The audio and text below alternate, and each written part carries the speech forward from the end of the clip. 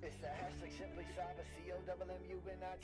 Here to break the cycle, this is vital more than you and I. Yeah, it's exciting, it don't matter what your title is. You can grab a friend or two or three or four, invite them in. It's the Simply Cyber, bring a good vibe. It's the live with Jerry every morning, having good time. And you know we love to see for you, just gotta go and get it. Yeah, you know we all believe in you, it's time we grow together. It's the Simply Cyber, bring a good vibe. It's the live with Jerry every morning, having good times. And you know we love to see for you, just gotta go and get it. Yeah, you know we all believe in you, it's time we grow together. Dr. Auger is a OG, got that potion, the elixir, got devotion to all those who keep us showing up to witness. Fit the tricks and quips and all the tips to raise your cyber fitness. Switching up the routines, pass it off to James quicker. Keep the people smiling, hit that follow, that's a good decision. Every week, today, tomorrow, I encourage y'all to listen. We gon' teach y'all way more than how to protect yourselves from phishing. More like being confident so you can recognize the vision. On a mission, it's official, we gon' get through all these issues. Time for jaw jacking, baby, this is more than a tradition, yeah. Oh, I can't forget to recognize the mods. They the engine, they the reason that you leave it feeling charged. It's a Simply Cyber, bring a good vibe. It's that live with Jerry every morning, having good times. And you know we love to see for you, just gotta go and get it. Yeah, you know we all believe in you, it's time we grow together. It's a Simply Cyber, bring a good vibe.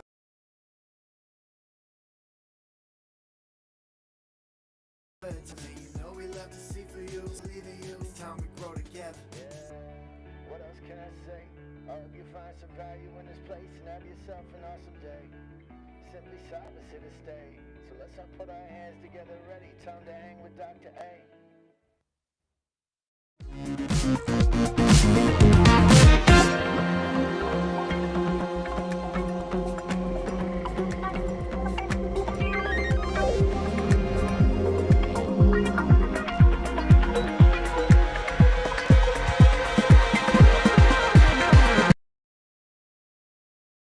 Good morning, everybody. Welcome to the party. Today is Tuesday, June 3rd, 2025. This is episode 890 of your Simply Cyber Daily Cyber Threat Brief podcast. I am your host, as always, Dr. Gerald Auger, and over the next hour, me, you, Dragos, Nelson Rivera, Mary Ellen Kennel, Mara Levy, Devin Grady, Devin McCarthy getting up early, Marcus Kyler, and the Detroit Yeet crew, Elliot Matisse, and Phil Stafford's probably rooting around somewhere.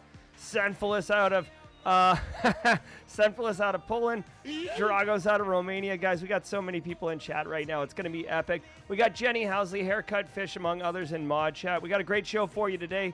Over the next hour, we're going to be shredding the top cybersecurity news stories of the day, and I'll be doing everything in my power to deliver value to you, both in a high level, what's going on with the current news, as well as mining into it and distilling out value for cyber risk reduction activities that you can do for your business stakeholders today in a tactical way or strategically in a long-term way, all while completely reinforcing your professional development and your career. I know it sounds like kind of big, lofty goals, but I'm telling you, if you show up, go in, day out, do the work. There's no easy button in cybersecurity, spoiler, and if you've been here a minute, you know exactly what I'm talking about. But you put the work in, you will be the CEO of you and be able to command how your career goes. I love it. I love it. I love it. Guys, super excited for you. If you're not a practitioner, if you're not actively a member of the GRC Mafia, I got the GRC shirt on today, feeling pretty good about it. Just know that this show is value add to you too. And by the way, listen, if someone asks you, hey, like, I'm thinking about getting into cybersecurity, any suggestions? Recommend the podcast to them. This is what we're doing. We're here for inclusion, support, and empowering individuals to take their own initiative and drive their own cyber career. If you're looking to break in, you will be asked in your first job interview, your second job interview, and every job interview for cybersecurity, how do you stay current on the industry? This right here is the answer, among others, but this is a freaking awesome one. Podcast of the year, right? I'm not making it up. An independent organization came up with that on their own. Guys, if you are in an interview, you'll be able to reference a current story as well as steal what we're saying up here on stage, right? Steal those thoughts. Oh, you know what? AI is doing this, or ransomware threat actors are doing that, right? Oh, did you hear about how did you hear about that vigilante who's disrupting the dark web underworld by leaking data from Conti. That happened yesterday. Oh, you haven't? Allow me to tell you. Be the one in the room driving the conversation. Anyways, we got a banger of a show for you. I want you to know that I don't prep or research for any of the stories that are coming up. Ain't nobody got time for that. But, you know, it is what it is. I don't have time to plan for a show like this. It's authentic. It's real. As I always say, hey, Ass Man Ghoul, anytime I see your username pass by, it always cracks me up. Dude, I just want you to know, Ass Man Ghoul's username derailed me. I'm completely derailed on whatever I was just saying. So let's get into it, guys. Before we get into it, let me say shout out to the stream sponsors, those who enable me to bring the heat to you every single morning. Augusta Delgado knows the news is about to get shredded. I hear you, buddy. It's all about good times. Guys, really quickly, let's talk about Delete Me, show sponsor. There we go.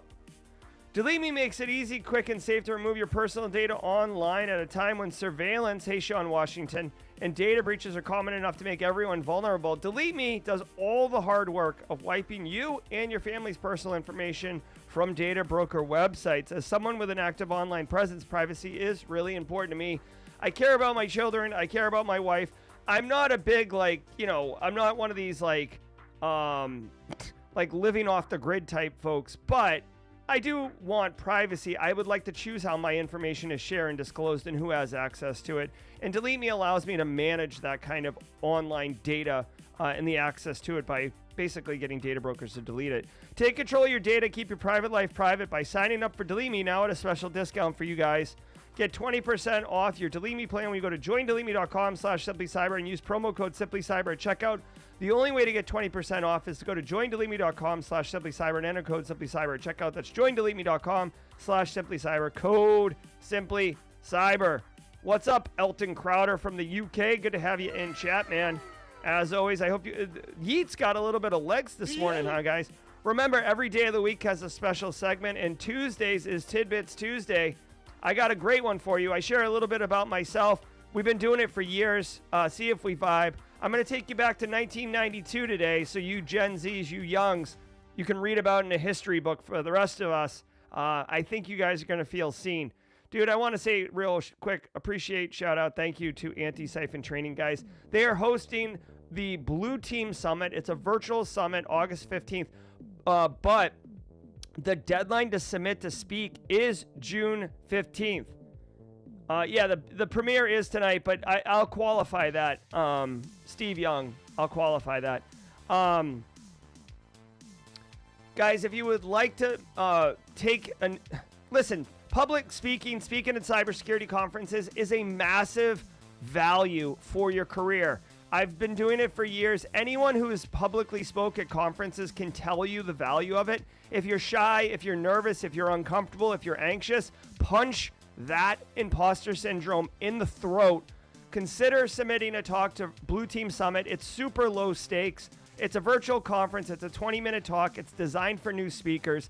I made a video on my YouTube channel on how to actually submit, come up with an idea, develop an abstract, and then actually submit it. It's right here on the YouTube channel. I did this as a community value. I literally did it to support people submitting a talk to this conference, although it'll work for every conference. So do it, take advantage. Trust me, you will not look back. You will not look back and regret it, okay? I promise you. All right, let's hear it really quickly from ThreatLocker, and then I'm going to tell you how this show can solve all your CPE problems. If you have certifications and you got CPEs, we're going to bang them out of the water. I want to give some love to the Daily Cyber Threat Brief sponsor, ThreatLocker. Do zero-day exploits and supply chain attacks keep you up at night? Well, worry no more. You can harden your security with ThreatLocker. Worldwide, companies like JetBlue trust ThreatLocker to secure their data and keep their business operations flying high. ThreatLocker takes a deny-by-default approach to cybersecurity and provides a full audit of every action allowed or blocked for risk management and compliance. Onboarding and operation is fully supported by their US-based Cyber Heroes support team. Get a free 30-day trial and learn more about how ThreatLocker can help prevent ransomware and ensure compliance. Visit threatlocker.com.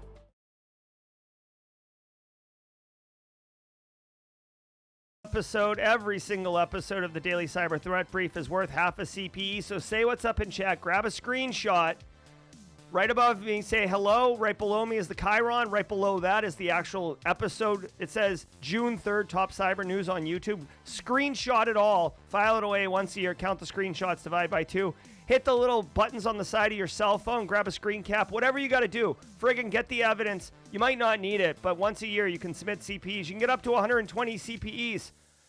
Don't sleep on it. All right, everybody, sit back, relax, and let's let the cool sounds of the hot news wash over us in an awesome wave. If today's your first episode, if you're joining us on episode 890 for the first time, drop a hashtag first timer in chat. First timer in chat. Hashtag first timer in chat. We got a special emote, a special sound effect. You're going to be rained over with love, and you will smile if it's your first time. And by the way, listen, I know there's a lot of you who are passive observers. That's absolutely fine. It's great to see you when you pop up in chat or in the comments on the replay. Thank you for being here. I know I call out and shout out a lot of people's names like Alpha Sierra, Marcus Kyler, Dream Logic. Dark Iceman is back for round 2. Okay, but if you're lurking and I never say your name because I never know you're here, just know that I appreciate it. I genuinely do. And if you ever want to start talking or chatting in comments, we'll be here ready for you. Let's go, everybody. From the CISO series, it's cybersecurity headlines. Hold on, I see more people talking about MTV. Listen, really quickly for the MTV stuff, and if you don't know what I'm talking about, I'm on MTV. I got an MTV show. Okay, listen, the season starts tonight at 9 p.m. Eastern time. The show is called Caught in the Act: Double Life. Okay, I want you to know there's 12 episodes in the season. I am in 8 of them. 4 of them, there's a different dude in the chair, right? A different nerd in the cyber chair. Tonight's episode, he is in the chair. So my first episode, if you want to, like, if you're interested in watching it because of me, my first episode is going to be June 10th at 9 p.m. Eastern, so a week from today. Just so everyone knows, I don't want you guys to get popcorn, gather the kids around, and then watch the episode tonight and be like, Jerry is full of crap. That guy said he was on MTV. What a liar. Okay, so that's the deal with that. But you can still watch the show, right? These are the cybersecurity headlines for Tuesday. Alana Boyajian, you didn't know I'm on MTV? So can someone send Alana Boyajian the we can watch the promo video together after the show's over during jaw-jacking. June 3rd, 2025. I'm Rich Straffolino. Microsoft and CrowdStrike partner to link threat actor names. The two companies announced a partnership to connect aliases used for specific threat groups. Unfortunately, this won't set a single naming standard. Instead, Microsoft updated its threat actor reference guide with a linked map of common threat groups using each company's naming system. The idea is to make attribution faster and cleaner so defenders can maintain a comprehensive view of malicious campaigns. Microsoft also said Google Mandiant and Palo Alto Networks Unit 42 will be contributing their information and would welcome support for the initiative from other companies. What the It's called MITRE ATT&CK. Like, what are we doing here? Like, so, oh my God. So this is one of those okay, so first of all, I guess let me stand down from the edge of the abyss I'm staring down into.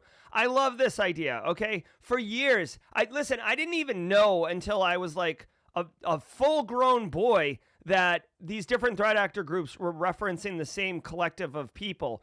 It is incredibly frustrating and irritating, and if you're new to industry, it's almost overwhelming, where you're like, oh, this is Nobelium, I mean APT-41, I mean Crouching Tiger, Hidden Dragon. Like, they're all talking about the same 3 guys who are operating out of a bunker in North Korea. And I just mixed a whole bunch of things, like APT-41, that's all China. I should have said out of Beijing or whatever. Anyways, and they're basically talking about the same one. Now, each security technology company like Microsoft, CrowdStrike, Palo Alto, Cisco, etc., they have their own naming conventions for these threat actors because, number one, they like the branding of it, right? Like CrowdStrike's got the coolest threat actor naming conventions. Microsoft uses weather systems.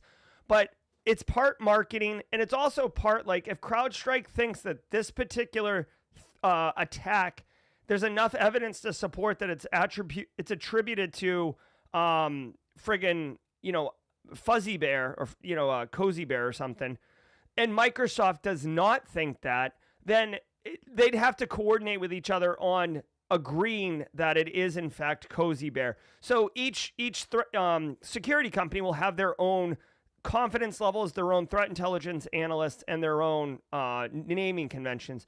So all Microsoft has done here is created a lookup table. Okay, look at it. I thought they were agreeing on things. I was actually kind of curious to see if they went with Microsoft or CrowdStrike's. But look really quickly. If you're watching on stream, you'll see it. These are Microsoft's. You can see their weather systems: typhoon, blizzard, sleet, dust. Okay, so if you hear about dust anything, it's Turkish based. If you hear about frost anything, it's Ukrainian based. I do want to point out really quickly, it's not lost on me that there's no United States one. Okay, like there's a little bit of bias here, right? The United States has the NSA, right? Like we have nation state level cyber capabilities, and we attack other countries, and Microsoft is in other countries. But I just want to let that kind of implicit bias wash over everybody, that there's no United States based one. Okay, but look at the actual meat and potatoes of this story, right? Nation state, China typhoon, and then here we go. China typhoon. What are we doing here? Hold on, I'm trying to figure out here what the heck's going on. So they have brass typhoon, China, and then here's the lookup table: barium, wicked panda. So wicked panda is the CrowdStrike name. APT41, I forget who does that boring generic naming convention. But you can see brocade typhoon is also boron, gothic panda, which is CrowdStrike's one. So yeah, okay, they're doing these naming lookups. Two things that bother me about this: number one, I'd actually prefer that it said CrowdStrike Gothic Panda, so it can inform me and you and whoever else that that's where the naming convention's coming from. So they don't have that. So this is just a lookup table. Sean Sinagami says that US is tornado. Let me look really quickly. I do not see a oh, he's right. Actually, I'm sorry. Sean, you're right. I didn't see because of the stupid overlay thing on the screen here. The United States does have one. I fully walk back the implicit bias hot take I just had. I'm sorry. Sean, Washington bringing the heat. I love it. Okay, so the United States is a tornado. That's good. Guys, allow me to share this with you. This is called MITRE ATT&CK. MITRE ATT&CK has been around for at least 5 years, if not longer. This right here would be, I don't know, a name and then associated groups names. So let's look up brocade just to take. Okay, so brocade's not in there. Thanks, MITRE ATT&CK, for screwing up my real live tech demo. All right, let's see. Brass typhoon. Let's see if brass is in here. Okay, so brass typhoon, APT41, wicked panda, barium, right? And then brass typhoon, barium, wicked panda, APT41. So, like, I guess my point is, like, thanks Microsoft for doing this, but like, we literally already had it from essentially a federally backed think tank at MITRE. So, whatever. I'm not upset, but it's like, I don't know, dude. It's like having a blender or like an air fryer, and your neighbor comes over and's like, hey, everybody's getting an air fryer. Here's yours. You're like, I'll just put it next to my air fryer. You know what I mean? So, whatever. Qualcomm sees Adreno bugs under active exploitation. In its June 2025 security bulletin, the chipmaker patched 3 flaws in its Adreno GPUs that could lead to memory corruption, as well as a use-after-free flaw in the Adreno driver. The company now says that the flaws appear under limited, targeted exploitation, according to indications from Google Threat Analysis Group. There are no other details on the exploitation, but the phrasing could indicate spyware. The patches don't go directly to devices, but to OEMs to push out to phones. Qualcomm urged phone makers to push these updates out as soon as possible. All right. So, I mean, this is definitely in a area of, I guess, IT, if you want to call it, that's a bit of a, I'm a bit thin on this particular area. So mobile microchip. So Qualcomm, I believe they're the ones who make like the Snapdragon, which is really popular in mobile and lightweight IT devices. I guess they got these GPUs. So GPUs are now coming out on mobile devices. Oh, no, it's just a mobile chip maker. Okay. Give me 1 second. This is like a really, I guess, complicated story to kind of unpack. OEMs and phone okay, so this is kind of a supply chain attack. You yourself won't be able to patch this. This needs to be patched at the manufacturer, where they're taking in the quote unquote raw materials, the chips, where they can update the firmware and stuff like that. The different bugs are the ability to corrupt memory. That's typically, I would think, a denial of service attack. A use after free bug, that's actually taking advantage of the way the operating system does memory allocation and memory cleanup, and you can basically execute something inside of a memory space that basically the reason you would use a use after free bug is because if you just write something to memory, you could overwrite like anything and cause a segmentation fault and cause the computer to crash, because you know, basically the instruction pointer takes a dirt nap.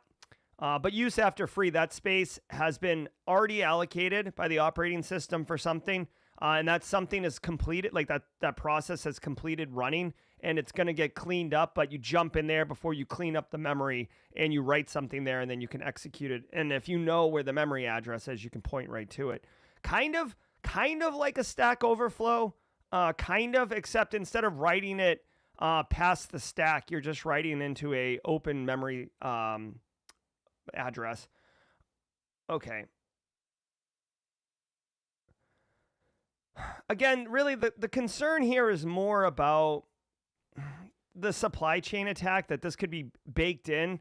This is not exactly one-to-one, but do you guys remember where, and I'm going to get this messed up, so please grant me grace, but do you remember last year when the pagers exploded in the Middle East, right? I think it was Palestinians pagers or Hamas. I get the different names wrong. So like I think it was like Hezbollah people, like their pagers were exploding. Like that was a supply chain attack where during the manufacturing process of the pagers, they were intercepted and explosives were added to them, and then they continued on the chain. This is the same thing. Basically, software is coming from Qualcomm, and it's vulnerable, and the manufacturers have the opportunity to basically patch the firmware, right? You gotta patch it. But whether they are or not is unknown, and the end user who's purchasing the things isn't going to know, and it passes through, and then someone gets a device that is somewhat vulnerable. Google Tag is looking at this. I love Google Tag, or Google Threat Analysis Group, as but most people call them Google Tag. Cool kids call them Google Tag, so I guess I'll call them Google Threat Analysis Group. I just want to look. We're going to go to Barricade Cyber's EPSS tool. I have to imagine this is like super unlikely. Really quickly. This CVS isn't found. Okay, hold on 1 second. It's so unlikely that it's not even there. Let me see if I can get another one. Nope. Yeah, so these are all like super news, super whatever.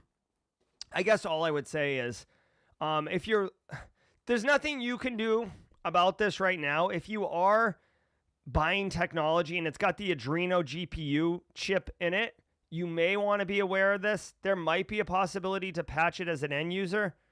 But I don't think this is going to affect many of us. What I would say is if you want to drop a knowledge bomb in a job interview, this right here is all day, every day, a great example of a supply chain risk, right? I wouldn't call this a supply chain attack, but this is a supply chain risk that really gives visibility into how there can be problems that show up at your door without you having really done anything and not being able to really remedy it. Fire panel security flaws could put OT systems in hot water. Consilium Safety makes fire and gas detection systems used across a variety of sectors with an estimated install base of 85,000. CISA issued an advisory about 2 flaws impacting its CS5000 fire panel. One flaw allows for a device takeover using a default account pre-installed on the device. While owners can change their account over SSH, CISA found that it remained unchanged on every installed system observed. The other flaw comes from a hard-coded password that runs on a VNC server, which is, bad. Consilium said it was aware of the flaws, but chose not to mitigate them. Instead, it recommended that customers upgrade to its newer line of products. Oh, yeah, of course. Straight cash, homie. Dude, are you kidding me? Between the option of downloading a patch or buying a whole new fire safety system, like, it makes me think, that meme of the guy who's like selling slapping the top of the car, like the car salesman meme? Like, that's what that is. Oh no, this fire safety panel, this thing's all buggy. You don't want that. Look at this guy. This guy can put out a fire or two right here. All right, unpatched security flaws in fire monitoring safety systems. Hey, here's a hot take. For me, for my personal preference, I want my fire safety system to work every time with 100% effectiveness. It's like a disaster remediating system. The threat actors can render it non-functioning.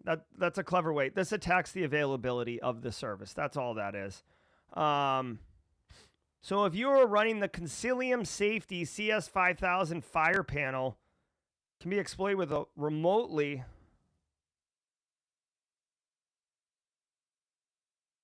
Let's see. Now, again, if you have your fire safety panel, I can imagine this being not online, right? So not internet facing. I could imagine this being on a closed system, right? A lot of times, or at least in my experience, you'll see like MUSC, for example. It's a medical university, but it has its own power plant, right? Just like a friggin' university would, right? It's got a power plant. It's got its own, physical security force. It's got, like industrial control systems, diesel generators, all these things. Big ass data center with, halcyon fire extinguishers. So it's possible to want this thing centrally managed. So some type of like war room or some type of like operations desk could monitor it. But in my experience, those type of operation rooms, they're either on a separate network segment altogether, or it's like a very dedicated segment. And this is kind of why when you see the city of Baltimore get ransomware, or the city of LA or Minneapolis get ransomware, emergency services are unaffected because we're smart enough to know that like the police, the fire, the paramedics, things like fire extinguishing systems, they're not on the same segment, for lack of a better term, as email and web apps and stuff like that. So this may not even be an issue.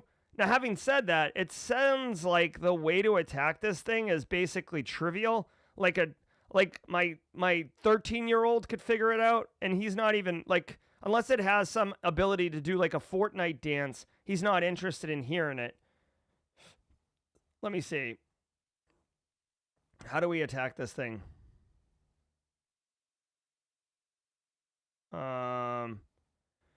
Default account on the panel can rise to takeover. Okay. Hard-coded credentials. If you had hard-coded credentials on an old piece of technology on your bingo card, there you go. You can change it by SSHing into the device. Honestly, guys, I don't think that they would even change the password, because here's the thing. With a system like this, you got to remember, I'm not even going to crap on them for using a default password. My problem would be more about the network access controls. if you have a hard-coded password, remember, you don't know who's going to walk up on that thing, right? This is not a system that you're constantly accessing. This is not a kiosk in the lobby. This is a fire panel that probably gets touched once or twice a year during inspections. So if you change the password to flim flam fire panel dingy dong, right? Oh, that's a really good password. No one's going to crack that. Guess what? When crap hits the fan and you need to get in there, you're going to be like, oh my God, what was that password? What was it? And then, so what are you going to do then? Like write the password on the fire panel box itself? Possibly. My point is you might be actually introducing more risk by changing the password. And I know this is a little bit of a spicy hot take and kind of it goes right in the face of logic here. But just personally speaking, have you, and I'd like you to be honest with yourself, have you ever set up a system or built something, right? And then you don't use it for like 6 months, or it's like whatever, like you set up your aunt's wireless network and then she has a problem 6 months, 12 months from now, and you go over there and you're like, oh God, what was the friggin' thing? It happens to me all the time with my I have like a travel router that I carry in my bag, and every time I literally set it up and then I forget the wireless network password because I wanted to be clever, and now I've just changed it to my home wireless network password. So again, I'm not endorsing or supporting hard-coded creds. I think that is a gross practice, but I am real about risk mitigation. If the fire panel is not internet facing, or it's got very strict network access controls, you can only get, how about this? You can only access it from the IP address block of the operations center. Okay, so now what? Hard-coded creds are less of a concern because the threat actor would have to get all the way through if the threat actor already controls the operations center, they could probably disable it anyways. You know what I'm saying? So, new details on proposed CISA cuts. A new document produced by the Department of Homeland Security details already announced cuts in President Trump's fiscal 2026 budget proposal. The amount cut would marginally increase to $495 million. This would include removing 325 positions through early retirement and voluntary separation payment programs, as well as not funding 301 current vacant positions. Of the cuts, CISA's Mission Support Enterprise Services and Stakeholder Engagement Consolidation divisions would each cut over 100 roles. Other cuts would come from regional operations and the cancellation of federal funding for bombing prevention and federal school safety programs. The budget proposal now awaits congressional approval. What are we doing here? What are we doing here? Like, this isn't a political show, okay? I understand the DHS's mission, which CISA or CISA is an agency under, but reallocating the mission and basically eliminating investigating election security so you can increase border patrol and I mean, I guess if you want to call it border patrol, I mean, I'm seeing in the news all sorts of things that are not happening at the border, but another 1,000 jobs. And you could say, I know I see some people saying that this is getting rid of waste. For sure. I mean, I will absolutely admit that there's a lot of waste and bloat in the federal government. Any large enterprise, and the U.S. federal government is a very large enterprise. It's probably the largest enterprise. There's going to be a lot of like fat that can be cut. I don't know. I mean, how many employees are at CISA? Let's ask that question. So as of April 2025, there's about 3,600 employees at CISA. So not counting all the jobs that they've already eliminated, we'll just pretend that those didn't happen. We're eliminating a third of all the jobs. So I guess we're saying, if your argument is that we're getting rid of waste, I guess we're saying that CISA was bloated by 33%. Seems seems strong. I hope CISA is able to continue to deliver on their mission as far as threat intelligence sharing. Obviously, when there's a cyber breach, you report up. They do help. For smaller businesses, CISA does, or it did, offer services like incident response in some capacity, vulnerability scanning in some capacity. I do want y'all to know I've had mixed experiences myself trying to get U.S. federal government to support some of these services. I think the FBI, through the IC3, did offer some type of like cyber services. I've called them on behalf of small businesses, and I never got anywhere as far as actually getting actionable service from the U.S. federal government.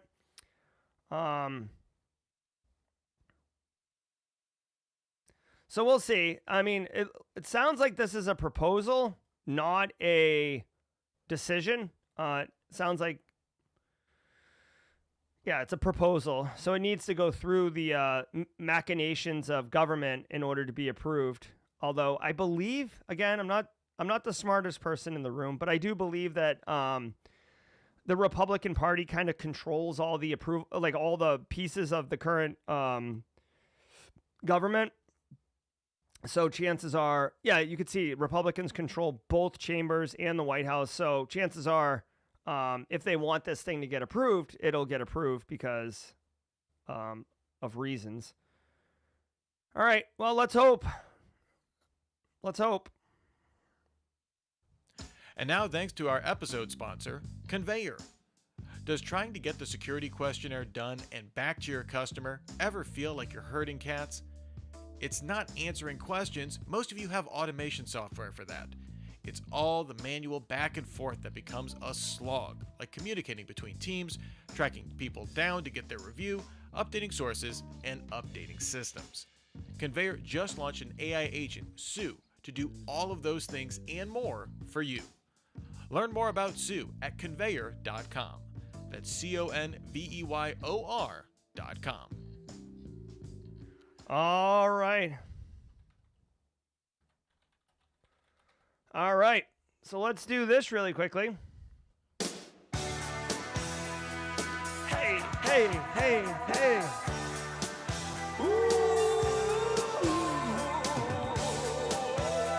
All right, y'all. Holla, holla, holla, holla. Did we have any first-timers, guys? Maybe you wanted to warm up. Maybe you weren't really interested in saying you were a first-timer because you wanted to kind of feel this crowd out. Well, if you got this far with us, welcome to the Midroll. And if you're first time here, drop a hashtag first-timer. Guys, really quick before I rip into it, I want to say thank you to the stream sponsors, ThreatLocker, Delete Me, Antisyphon, and Barricade Cyber Solutions with their Fortified 365 solution. Listen, Alpha Sierra, is your Microsoft 365 environment secure? Valentino, Dark Iceman, did you know business email compromise attacks are on the rise? Your entire operation could be at risk. Fortify 365 from Barricade Cyber Solutions is your defensive shield. Their team of experts implements proven security standards to protect your business from cyber threats, ensure compliance like a good GRC doobie, and safeguard your sensitive data. They've helped countless organizations, including my own, when I was managing a large enterprise that had an Office M365 instance. They can help strengthen your M365 defenses with tailored solutions that address real-world vulns and threats. Don't wait until after a breach. That's the worst time to do this. Do it before. Visit Fortify365.com. That's Fortify365.com today to learn how they can secure your Microsoft 365 environment against tomorrow's threats. Eric Taylor doesn't mess around. He gets in there, he flips the right switches, the right knobs, talks to you guys, and then boogies out of there. All right, guys. Hey, love it, love it. Hey, Will Reed, good to see you. TG Artist, good to see you, Poner Joe. Guys, we are in June. We're off and running. Priceless Pancake, did you like it right now? Like, right now? Oh, my God. I love how we just dunk on Vanta, dunk on Conveyor. All right, guys. Hey, check it out now. I got to tell you, every single day of the week has a special segment. Dark Iceman, he's a newcomer here, so he's on day 2, so he's going to get to experience every single day for the first time What's up, Face Doyle from Ireland? Guys, every single day of the week has a special segment, and Tuesdays is Tidbits Tuesday, where I share something about me, and you guys either make fun of me or we vibe on it or whatever. So what I want to do is I want to take you back, okay? Hold on, where is it? Is this it? No, hold on. Where is it? Where are you? Hold on. This will be it. Okay, I'm going to take you back. The year is 1992. The year is 1992. You turn on the radio and you hear this bold, catchy tune by Sir Mix-a-Lot, and you can't help but toe tap on it. This Grammy-winning song, Baby Got Back, everybody knows the lyrics. It persists time. Everyone has sang this song at a high school dance, at a wedding. You hear it on the radio, and if you're by yourself, you turn it up. If you got kids, you turn it up, and everybody sings it. Well, guess what, everybody? I want you to know that I was today years old when I learned a truth about this song. Now, stay with me for a second. I can't believe this. My wife almost fell off the couch laughing last night. I'm going to play the song, and I want to play one particular lyric, okay? And, hey, Mary Ellen Kennel and people with kids, you might want to pause because there is a word that you might have to explain here, and I'm sorry, but it's important for us to share this, okay? Here we go. Oh, hey, Dark Iceman. Here we go. Ready? Oh, my God. Becky, look at her. And take your picture. My homeboys tried to warn me, but that butt you got makes me so horny. Ooh, rumpa smooth skin. You say you want to get in my bins? Okay, so the lyric is, oh, rub that smooth skin. You say you want to get in my Benz? Oh, rub that smooth skin. Oh, rub that smooth skin. Literally, I'm 45. This song came out when I was 12. I have sang it 1,000 times. I have always said, oh, Rumpelstiltskin. You say you want to get in my bed. Oh, Rumpelstiltskin? Like the fable, the old guy who slept for 40 years with the huge beard? Why does that even make sense in this song? I don't know, but I have literally always said, oh, Rumpelstiltskin. And last night, a comedian was making a joke about it, and I'm like, it's not Rumpelstiltskin? And my wife, like, literally did she looked like an owl. She's like, what? So, yes, Sir Mix-a-Lot says, rub that smooth skin, not Rumpelstiltskin. It's been confirmed. It is not Rumpelstiltskin. Who's with me? Who's with me? Who's been saying Rumpelstiltskin? Surely there's somebody in chat. Surely there's somebody in this community who's been saying Rumpelstiltskin. Please, don't make me be alone. It's I'm on an island all by myself. All right, hey, let's get the Alpha Sierra's going to lead us. Alpha Sierra's going to lead us off.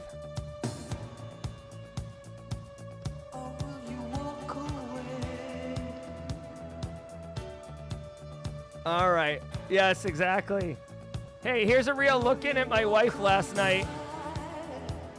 Real time looking at my wife.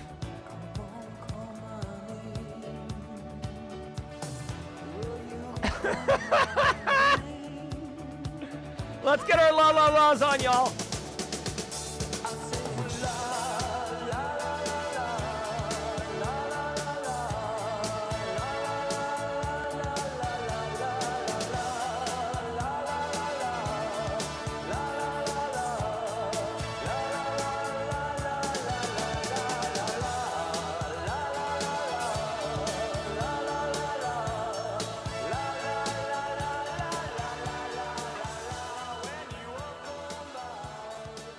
All right, hey, I want to give a shout out to Devin McCarthy, who's right there with me. Devin, you can sit next to me on the bus, buddy. Let's go. All right, let's finish strong, everybody.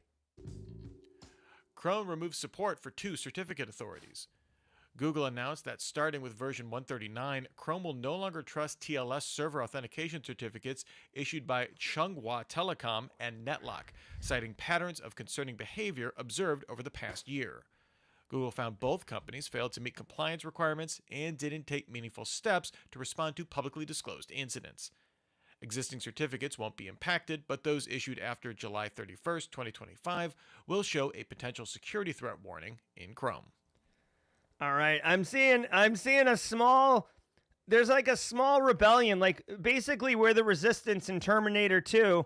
I'm seeing or Terminator series. I'm seeing a small resistance. John Brock's with me. Nikos is with me. Devin McCarthy. We're mounting a resurgence, y'all. I'm gonna ask AI to make Rumpelstiltskin in Baby Got Back. And then I'm going to put it in Google VO3 to make a music video. We will make this happen. We will turn the narrative around. All right, so guys, Google Chrome, a lot of people use Google Chrome. In fact, the Chromium instance, like Edge is built off of that and some other stuff. Google is removing trust in certificates from Chunghwa Telecom and NetLock, whoever that is. Here's the reality. You're going to get a pop-up that says, warning, warning, Will Robinson, danger. All right, Ryan Spishak is also on board the Rumpelstiltskin train. I love it. Thank you, Real Bilbo. Real Bilbo, we're talking about the lyrics to Baby Got Back, that chart-topping, Grammy Award-winning 1992 hot song by Sir Mix-a-Lot. Anyway, here's the deal, guys. Chrome is taking a stand. These two entities refused to take action based on what Google was telling them. I would like to just point out really quickly, being real for a second, you click on something or Carl clicks on something, and I am going to call you out. You get a pop-up that says, this certificate's not trusted. How often do you go, oh, all right, I'll just back out. I guess I'll just stop doing what I was doing because this isn't trusted. A lot of people are going to just keep going forward with it. Sean is saying that Chrome has a 0 day out right now. That's not good. You definitely got to patch it. You got to patch it. This is not about a Chrome 0 day. Again, for me, I live in the United States. I've never heard of Chunghwa Telecom or NetLock. So I don't even know if this is going to resonate for anybody in our community that are in the United States. Oh, you know what? It's interesting. So these are certificate authorities. So you could actually go to a lot of websites that are using certificates that were registered or that are, bound basically to that certificate authority. Roswell UK says you can patch a 0 day. That actually, I guess that's a good point. Hold on, let's check out this. CVE 5419. It's not showing up here. Let's go ahead and do DJ BSEX EPSS tool just to double check here. Rex is in the house, 18 months. Resistance is futile. You will be assimilated. Your comedic and sarcastic distinctiveness will be added to our own. That's right. All right, here we go. Let's get results on this one. DJ BSEX tool takes a second. Yes, I know. I made a mistake. Sorry. So anyways, I guess the educational opportunity here is to educate your end users that when they get a pop-up saying this certificate's not trusted, to maybe give pause before moving forward. Maybe. All right. DJ BSEX tool takes a minute, which is why I prefer Barricade Cyber. Ain't nobody got time. Ain't nobody got time for that. All right. We'll come back to this. TLDR, watch out for pop-ups that say certificates are invalid. Black Owl Group poses a threat to Russia. Researchers at Kaspersky released a report on the threat group Black Owl, also known as BO Team, which recently carried out a cyber attack in Russia that wiped out a large part of the Russian National Electronic Court filing system. The group first appeared online in 2024, operating exclusively against organizations in Russia. Unlike typical pro-Ukrainian hacktivists, Black Owl seems to work independently, showing no signs of coordination, collaboration, or tool sharing with others. The group typically gains access through phishing emails and can wait up to months to set up an attack. They use backdoors Darkgate, Brockendoor, and Remcos, and have been known to deploy Babak ransomware as well. All right. So I haven't heard of this Black Owl group. They sound like they're a for-profit, financially motivated ransomware threat actor group. Are they ransomware? I mean, they said they deploy Black Baba or Baba ransomware. They are attacking Russian state institutions. If I had to guess, gun to my head, this is it says I guess I don't have to guess because it says pro-Ukraine. I think that this is a financially motivated threat actor group that are just deliberately targeting Russia-based businesses simply to align with both their philosophical underpinnings as well as their cybercrime desires. So, like, basically, this group's going to attack businesses, period, full stop. They can attack all the businesses, or they can attack a business or a group of businesses that they particularly don't like. The money is going to be the money. Stealing 1 Bitcoin from Justin Gold is the same as stealing 1 Bitcoin from Vladimir Putin. It's 1 Bitcoin. Now, I like Justin Gold, so maybe I don't want to steal from Justin Gold. Maybe. Right? But maybe you feel less bad or morally righteous if you steal from someone who you think is doing wrong in the world. That's all this is. You know what? For a second, it's nice to be able to sit down on the bench and catch my breath, because usually threat actor groups are targeting the United States and U.S.-based businesses, Western European countries, etc. So this is pretty good. If you're interested, if you do support Russia, right? If you're working in a way where Russia is one of your clients or Russian-based businesses, you may want to elevate your awareness around Black Owl, since there's clearly threat intelligence that would suggest that this is the thing. They're using the 3 different backdoors. Okay. That's another thing that is worth noting that I always forget about. Threat actors, when they establish persistence, okay, like let's just say, so D from Deep asks the question, would this be considered a hacktivist or organized crime? I would hold on, let me actually look at, to me it's more about what their action on objectives are. If the ransomware is kind of the end goal, I would consider it organized crime. If they're just doing ransomware as part of the overall F everything, then I would consider it hacktivism. Give me a second to D from Deep to look here. Phishing emails, malicious attachments. They wait months before taking action. Yeah, that you can see right here, an unusual delay for hacktivists. That's very much true. They delete backups, infrastructure, and in some cases deploy Babuk ransomware. All right, so honestly, I wouldn't consider this a hacktivist group or organized crime, okay? Based on this story and what I'm seeing, and I welcome everyone's own hot takes, this seems more like a nation-state threat actor that is, I don't want to say posing, but is operating as a more of a guerrilla type group, right? So almost think of like a little Delta Force or a little SEAL Team 6 kind of thing, where they're moving agilely and doing the things they need to do, but they have mission orders for disruption and, compromise of infrastructure. I almost think the ransomware thing is just to further cloud and confuse and disrupt the victims of this attack. And, you know, in Russia, again, I'm not a Russian expert, so I might be speaking out of turn here, but, you know, the Russian government, Putin, is kind of involved in like Russian, you know, business, and oligarchs are all up in that, right? So I would think that this disruption would cause problems and turmoil in the Russian state, which would be the ultimate goal.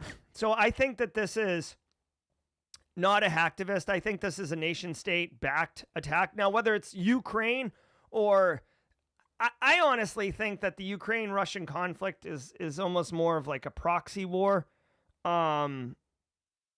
To some degree. I mean, Russia is not really using a proxy, but certainly a lot of countries are using Ukraine as a proxy. So again, not a political show. This is just my thought, and we're not talking.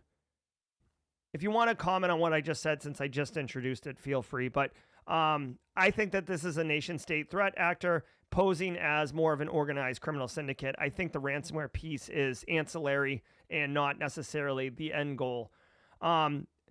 The reasons being, they get in, they use sophisticated means to get in, they move around, they set up multiple persistence mechanisms and backdoors.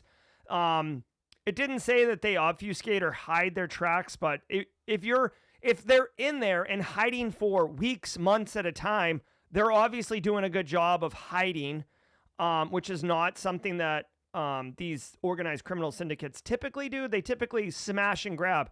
When you're an organized criminal syndicate, you're all about making money, right? It's like any other business. Time is money, right? So you would get in, spread ransomware, get paid, move on to the next victim. That's not what they're doing here.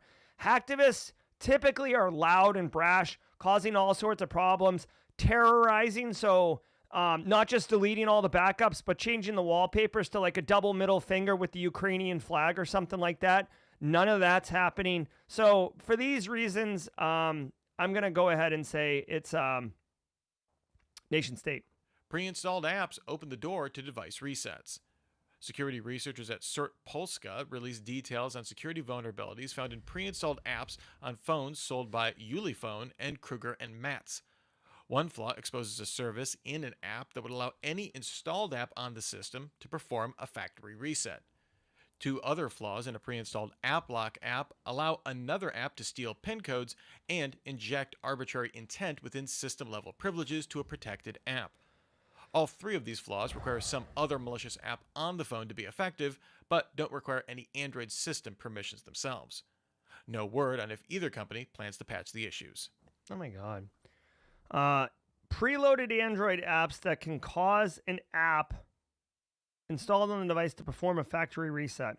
So this is a bit of a flaw. You would have to chain these things together. So you'd have to know that someone has this particular phone. You would then have to get them to install an app. You would then have to get that app to do the factory reset. I mean, factory reset is annoying, but that's not, keylogger info stealer. That's a factory reset, which is, whatever. I mean, that's annoying, right? It can exfiltrate the PIN code. Yeah, you can get the PIN code, but then you need to physically steal the phone so you can unlock it. So, I mean, I don't know. It's like really, really going around your elbow to get to your butt for like law enforcement to get the PIN to unlock your phone if you refuse to unlock it. Yeah, so you would need the PIN to potentially install a malicious app. I don't know. To me, this is like borderline academic research. Like, yeah, this isn't good. You don't want apps that come by default on your mobile devices to allow factory resets or malicious software to be installed. But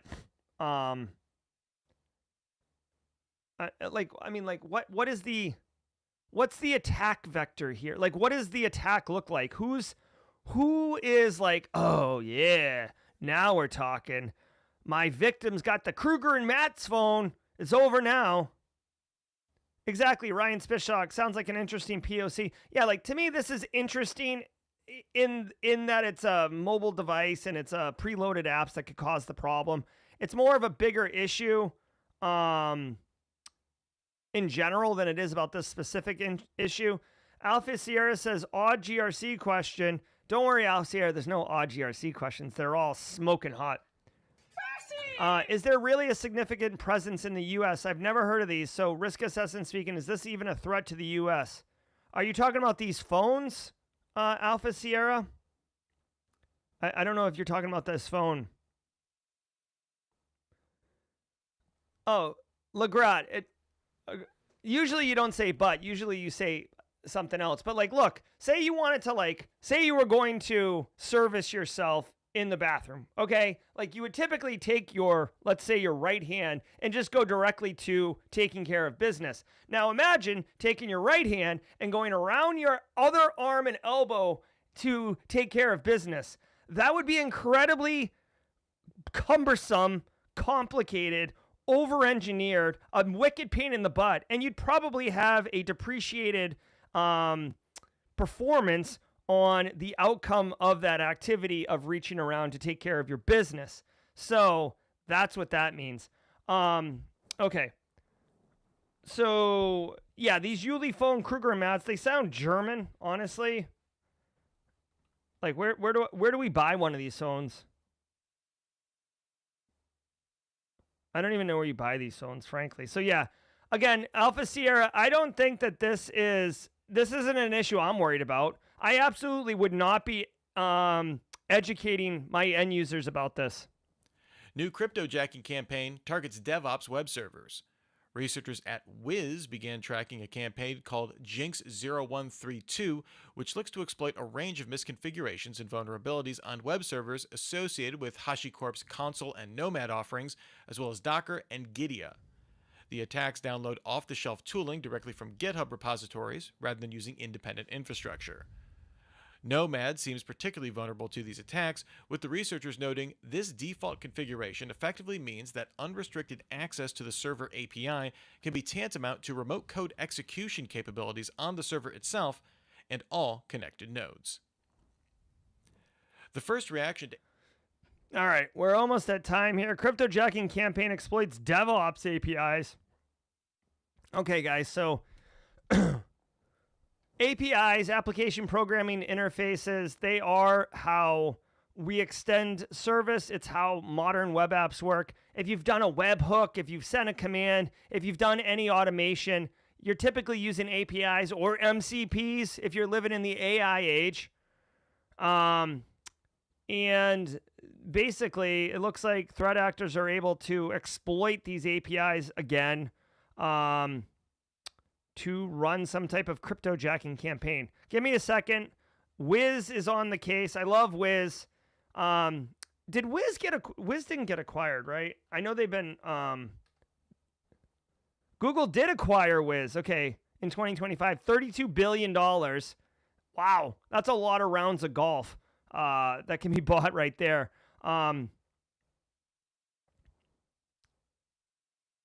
Let's see. Trying to figure out this could be applicable to you, right? All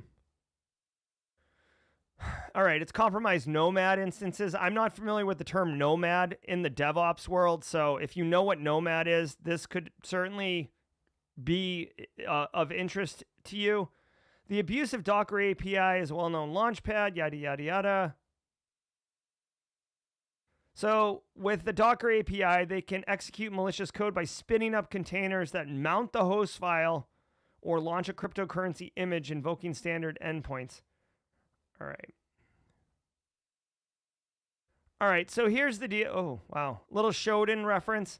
Here's the deal, okay? TLDR. If you're running DevOps, if you have Docker containers, and you're basically scaling up and scaling down, if you do elasticity, as it's called in the cloud world, essentially a threat actor can spin up a Docker container that's running a crypto miner. That's what this is. what you need to do to prevent this, and you should be doing this anyways, is making sure that your DevOps infrastructure, especially your internet-facing APIs, are correctly configured to allow only authorized entities to initiate instances of Docker containers. That's it. Basically, threat actors are finding misconfigured Docker containers that allow them to, or Docker instances that allow them to spin up new containers. That's it, right? This is one of those ones where the DevOps people set it up, they test it, it fires up a new Docker instance, they shut it down, it decommissions the Docker instance, and they're like, yes, mission accomplished. We can scale up or scale down based on load. We're Netflix, baby. If there's a big rush right now for the new, Marvel Captain America movie or whatever, we can spin up a whole new bunch of instances and serve the public. And when it's midnight or whatever and people stop watching, we can spin them all down. We win, right? That's the promise of cloud. That's always been the promise, or like the desire of cloud, is like elasticity. So you only pay for like compute cycles that you actually need. If you don't configure it correctly, threat actors are going to cryptojack. And I got to tell you guys, cryptojacking, just in my personal experience, is kind of like annoying, but not really addressed. Because here's the deal. Yes, I don't want cryptojacking running in my environment. However, if I find an endpoint that is running a crypto miner, and this is going to sound cold and callous, but like, if it's running a crypto miner in the browser through like a malicious extension or something, that doesn't really affect me. Like, I've got bigger problems cooking in the environment that need attention. The crypto miner, it's taking cycles from the end user's endpoint. It's costing power and energy to run, but it's like gnats, right? Gnats are annoying, but you're not going to like scorched earth the gnats. Now, if you go outside and there's like killer wasps, you're going to completely like get double cans of raid and eviscerate all of the killer wasps out there. But if you step outside and it's gnats or no-see-ums down here in the low country, you're just going to do this and kind of continue to walk your walk, right? That's basically like crypto miner versus like straight up real nasty malware. All right, TLDR, configure your Docker containers correctly. All right, guys, let's go.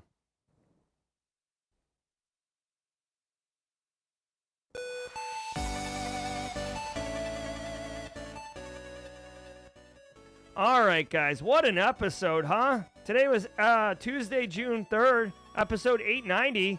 We talked about Baby Got Back and how Rumpelstiltskin is code word for you definitely didn't hear the lyrics correctly. Don't go anywhere unless you got to run like D from deep, because we are going to be doing jaw jacking. It looks like Eric Taylor is back in the B-hole chair. He's going to slide over to the A-hole chair. I am Jerry, or Dr. Gerald Auger from Simply Cyber. Just a reminder, everybody, I did talk about it earlier. Some of you didn't know.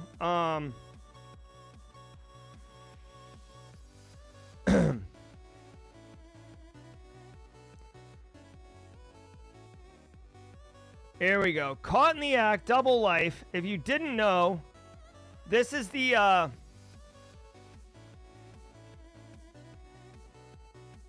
MTV show that I am in, okay? So if you're interested, it premieres tonight, June 3rd. It is at 9 p.m. Eastern time on MTV. I am not in this particular episode.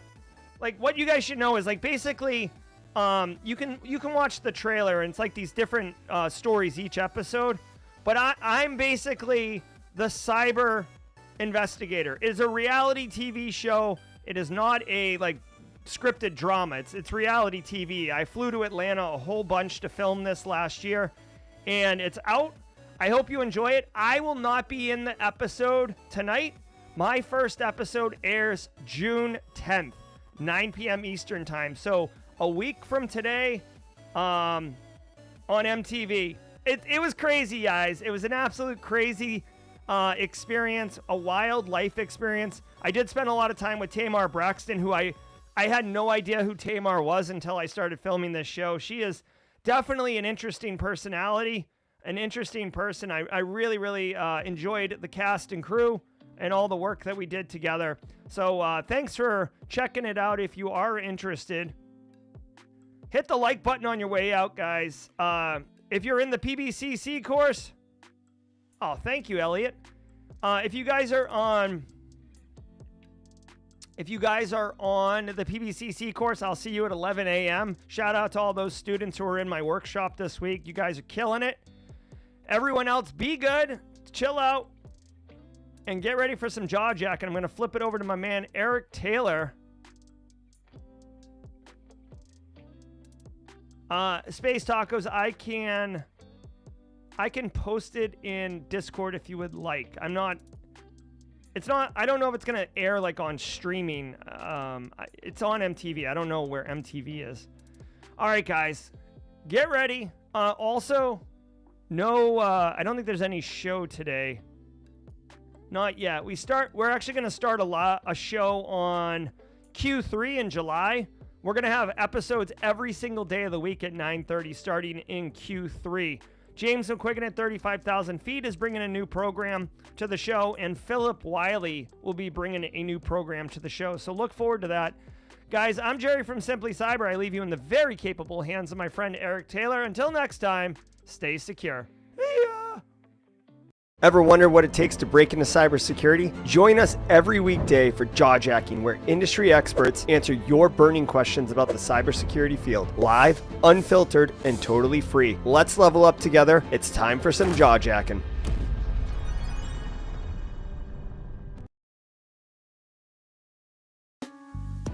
What's going on, everybody?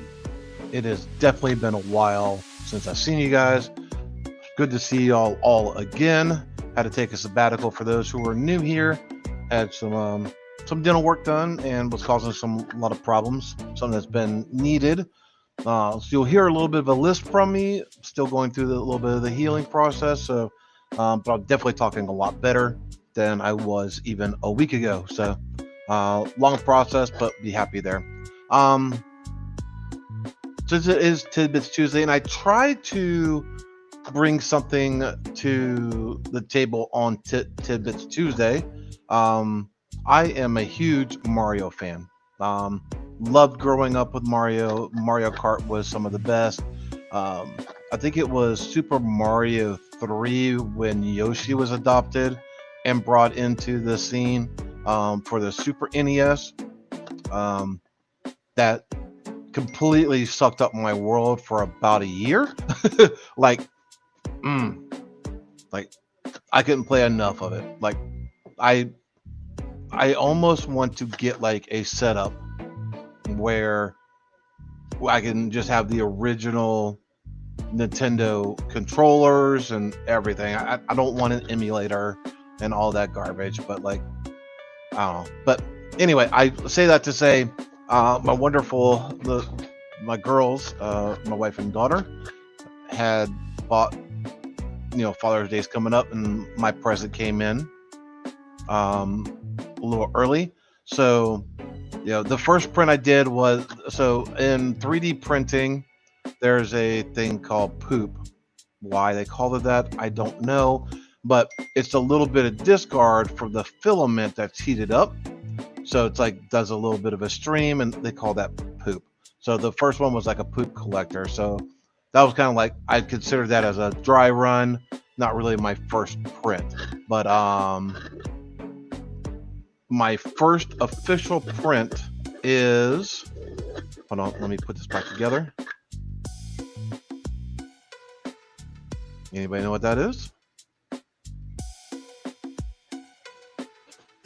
It's a mushroom, so it'll always give you your big man power up. We'll probably print out a flower soon, so that way I have firepower. Maybe the Mario leaf, I don't know, but it's got a little, you may not be able to see it very well on camera, but it's a container, so you can hide stuff in it. But yeah, it's pretty cool.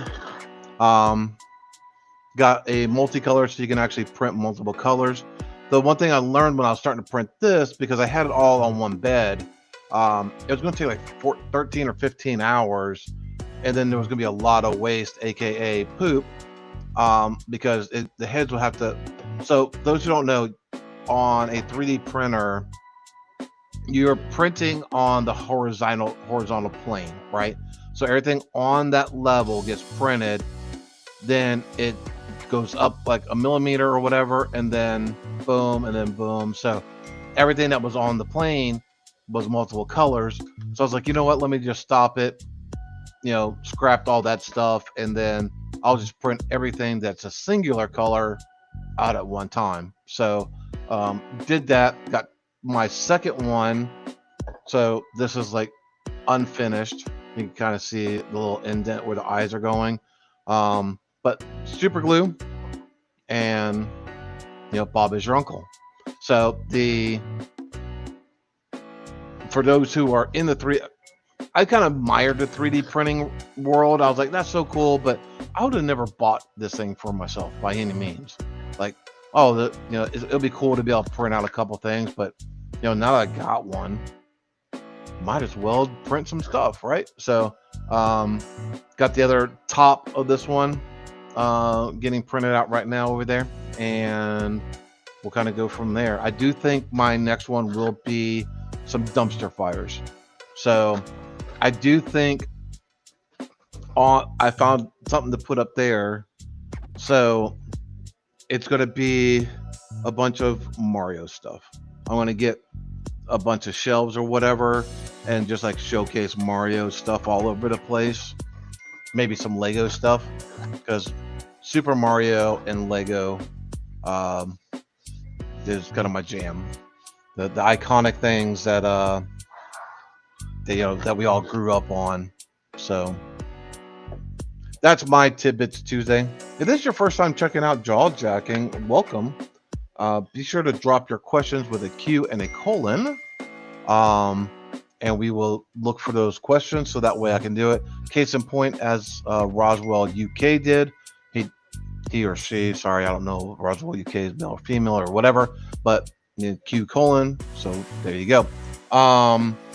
The print took altogether for the multiple jobs, I think 9 hours. I have a Anycubic, I think is what it's called. Yeah, Anycubic. So it's called again, I am so new to this world that I won't even call myself a novice. Like, I am infancy learning this stuff, right? But it's an Anycubic Cobra 3 combo is what I have. So it's got the 4 tubes. So I got a station.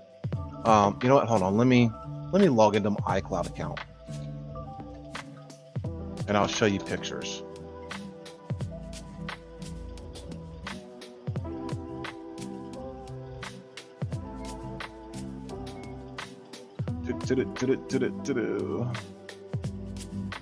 Sign in with password.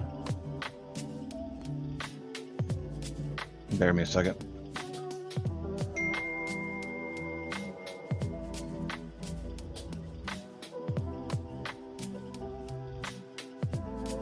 MFA, all the things.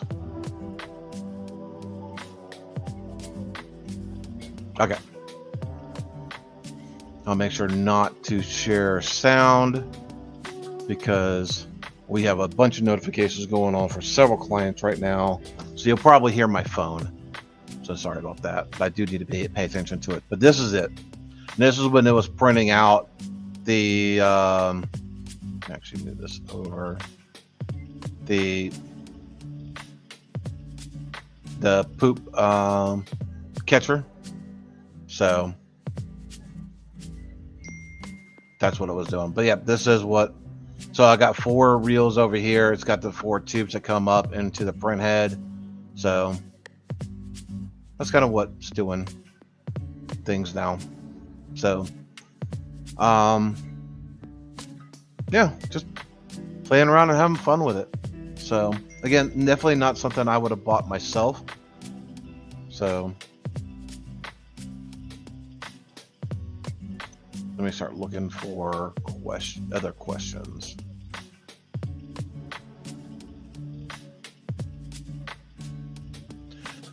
Not a question. What do you call when you get an egg and a map? An Explorer. Very nice.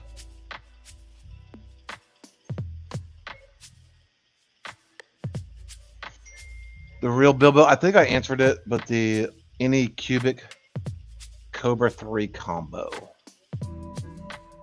So I'm like less.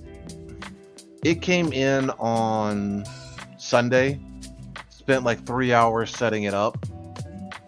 And then the poop collector ran when I woke up yesterday morning. It was ready, and then started making, like I said, mushrooms. That I was joking around with some friends and some clients that I'm over here printing shrooms. So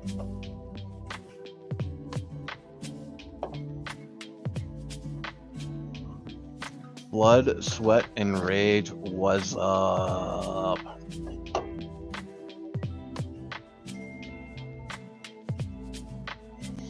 Will that MTV be posted in a Discord somewhere so we can find it later? Space Tacos, I doubt it. You're going to have to go to your TV provider and or streaming service and set your DVR, NVR, whatever you want to call it, to record the MTV show.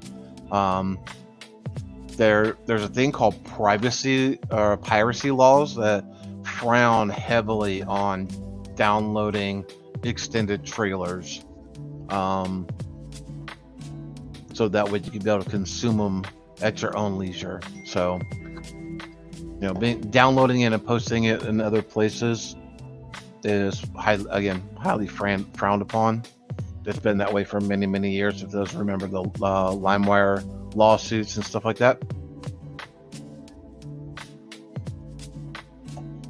I like that GRC top. Where did he get it from?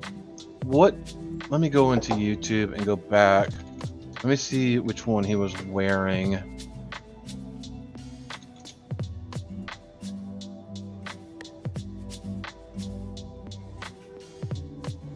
Talks amongst yourselves.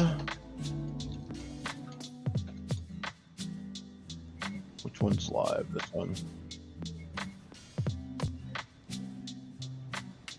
Oh, that's the Black Hills one.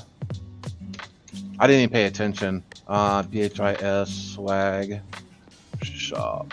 I should load up Discord because the mods are probably already yelling at me. Like, here's the link.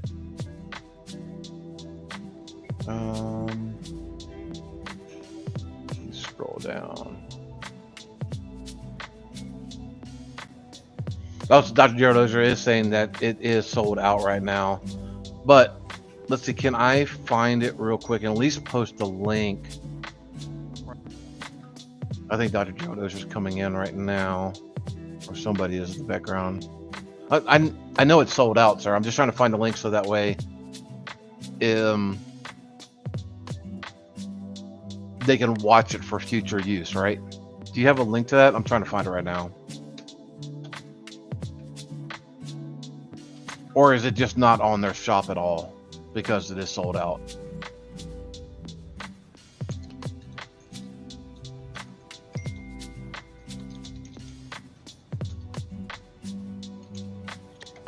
Bear with me, folks. Okay, it is here. Awesome. So, Dr. Joe Dozier coming in from the back rope. I will post this into chat, but here it is. There is the link. It's in chat right now, and I'll share my screen just so you see what we're talking about. So here's the shirt. Yeah, as soon as I seen that GRC up there, I knew it was a collab for Black Hills. So that is there. So I would say bookmark that if that's a shirt that you're interested in, and just kind of check it, every couple of days or a week or whatever that may come up. They may. I don't know if it. Again, this is I'm speaking out of place. I don't know if that was like a limited run collab. If they're planning on making some more. The one thing. So since we're going to talk about merch, let's show some of the different situations here. So Black Hills uses, this is all built in Shopify, if I remember correctly. Oh yeah, powered by Shopify. So basically with Shopify, you have to own the merch in your facility, and then you're handling everything, where like their merch store for Barricade, if I can plug that one for a moment, and we use Bonfire, which was the same thing that we really liked with the Hunter Strong search when we were going through that whole situation. And this is a platform that is called just-in-time printing. So when an order is placed, it goes to their subcontractors, and then they print the shirt at the time of the order. So that's why ours don't ever run out unless there's a material shortage or something. Fun fact, we are working on, I think, 2 new shirts coming out. There is a Jackwagon one that's in production, and there is one that Justin Gold proposed. So I know our marketing director, Kimberly Can Fix It, is working on those things. So that would be cool to have soon, some new additions to there.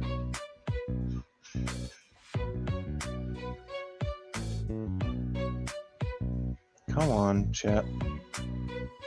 Maybe I close it and reopen it. There we go.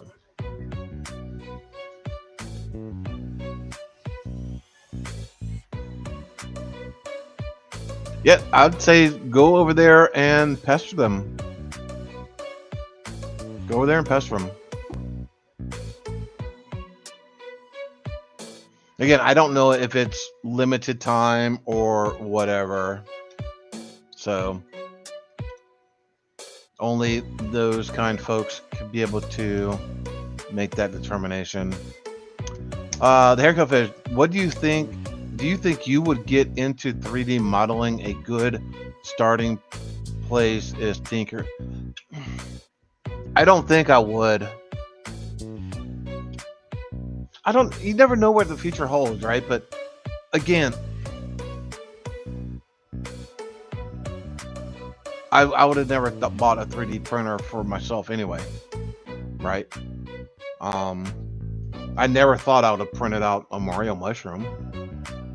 I know there's plenty of sites out there that you can send off your, I guess they're called still files, but there's places you can go out and they'll print it for you and then ship it to you and stuff like that. That's kind of cool, right?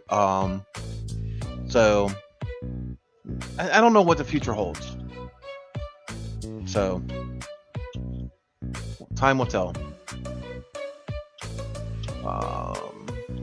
I don't know if my other comment made it, but if you were ever in Wilmington, North Carolina area, check out Retroscape Gaming and Soda Bar. Well, let's all check that out now.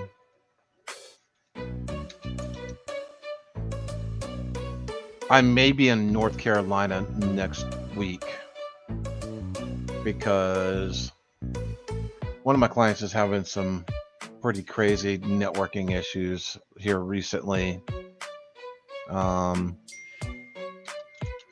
I think I need to go up there and really mess around with it a little bit. All right, let's share screen so we can all learn this together. All right, so Retroscape Gaming and Soda Lounge. Hopefully their website is.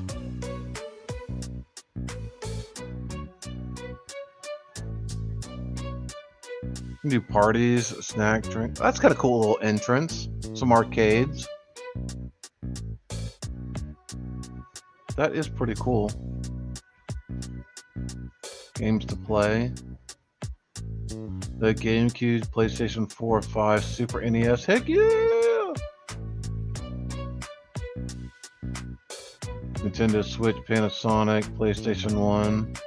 Yeah. The Atari. That brings back some memories. A 7800, yes sir. Alright. Yeah, that's a pretty cool little... I wish their site was a little bit more developed.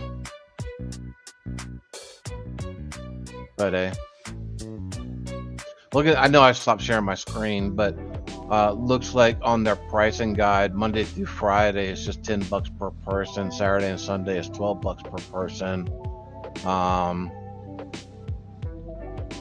That's pretty cool.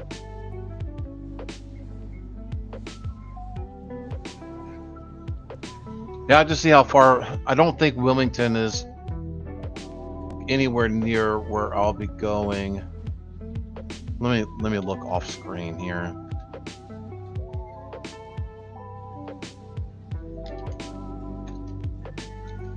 Wilmington, North Carolina. Oh yeah, that's on the East Coast. That's complete other direction. That's what I thought. Yeah, I'll definitely keep that in mind. Thanks for the tip on that one. There was a, I know it's completely concept, but let's see if I can find it.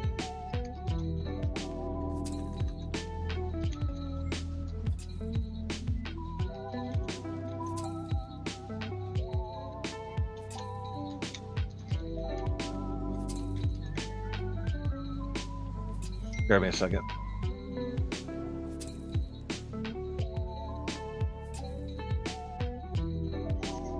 No, that's just the stupid thing.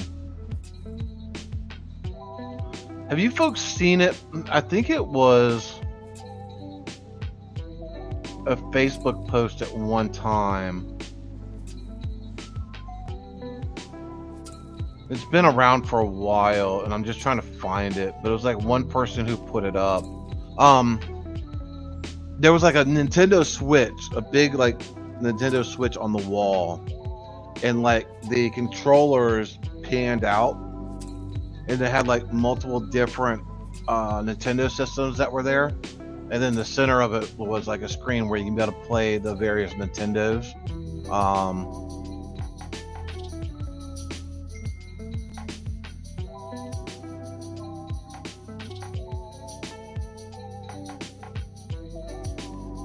I think that would be kind of cool.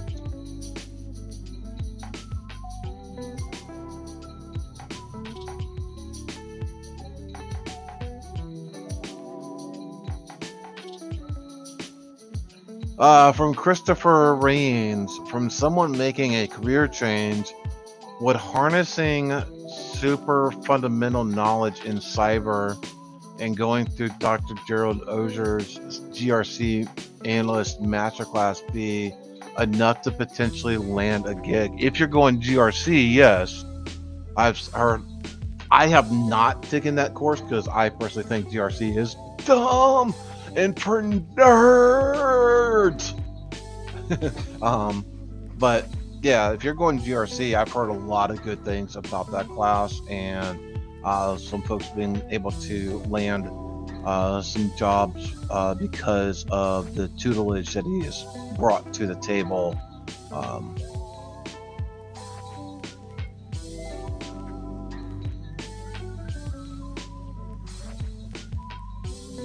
think I'm just cycling back through some old questions.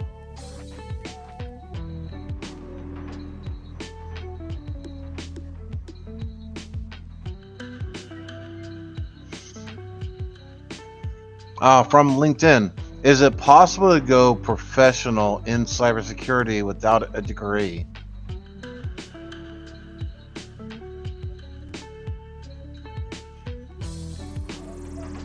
That just hurt my ADHD the way you phrased that. So,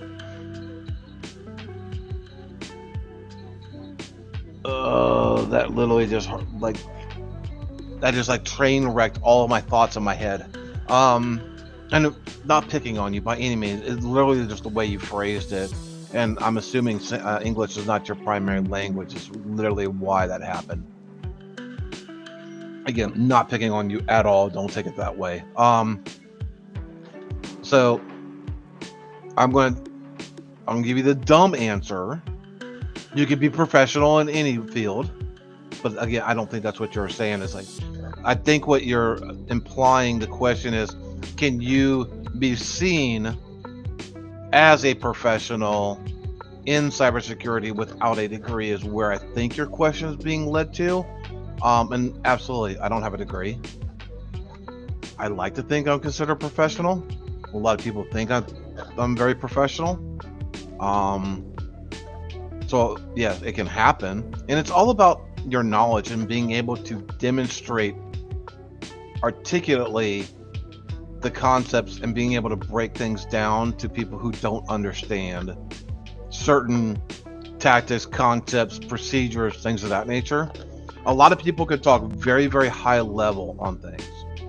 I'll call them influencers because I hate influencers. Because they are literally just a mouthpiece in my opinion. But when you actually challenge them for real world scenarios, concepts, and implementations, they fall apart.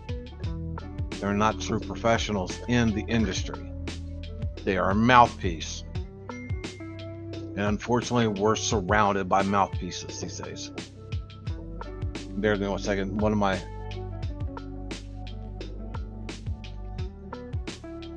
just reading up on some client communications real quick. So bear with me 1 moment. Where's that other app at? Okay. So that DC's back up again. Good.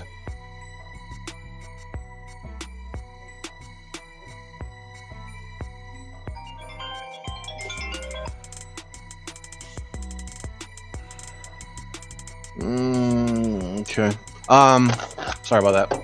Looks like they're getting on the outskirts of that particular issue they were working on, which is good.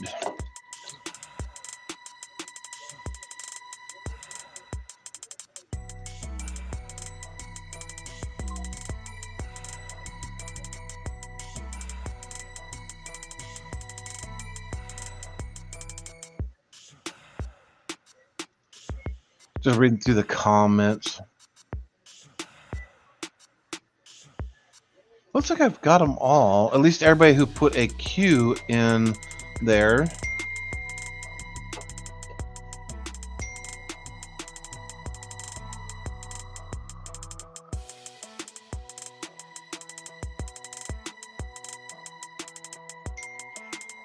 Sorry. Lisa, whether you have a degree or not, I think you still need to network your behind off. To be honest with you, like, even like in my field, and we're having conversations,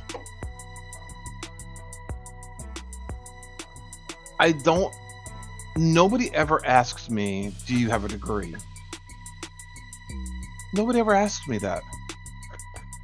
It literally is going back to, what do you know and can you demonstrate it in a professional, elegant manner?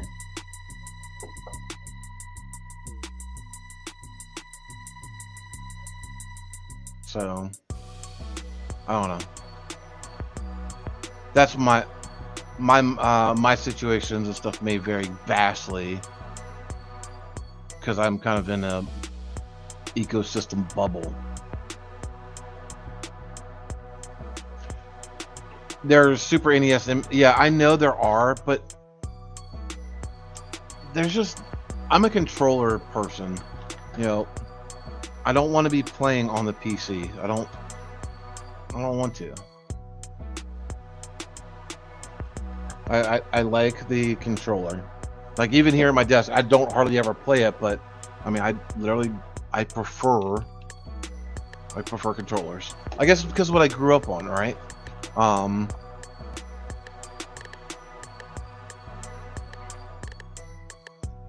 I know there were, you know, we had Atari games and Commodore 64 games and stuff like that, but even at an early age with the Nintendo and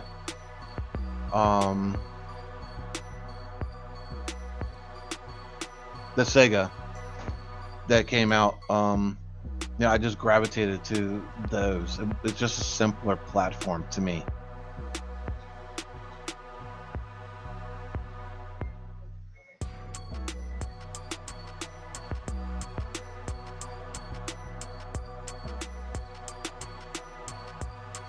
Hold on, what? Pocket Pixie is going off the rails.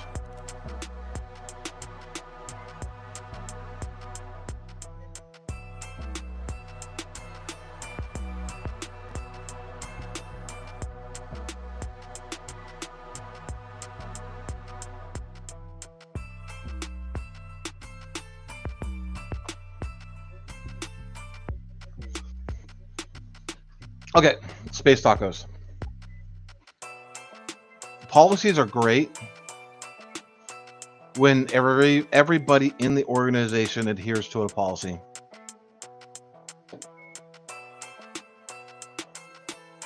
Let that one sink in. The following comments are opinions of Eric Taylor himself and not of Dr. Gerald Auger, Simply Cyber, the mods, or anybody else that helps produce this show. You can take all the Biden executive orders that he put in place for the damn DOD. Not a single one of them got implemented. Not a single executive order for mandating MFA and everything else. You can create all the effing policies you want. Until they're enforced globally and adhered to,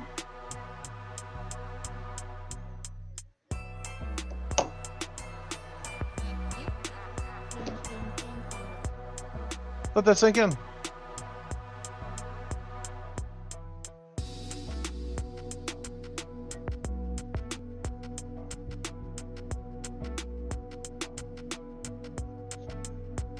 I see a lot of people talking about AI. AI is a dumpster fire.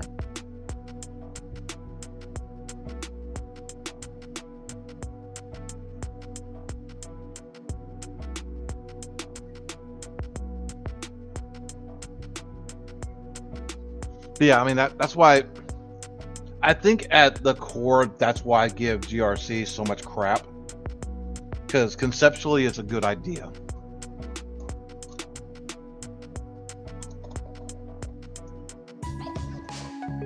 But until you have people who actually follow the policy,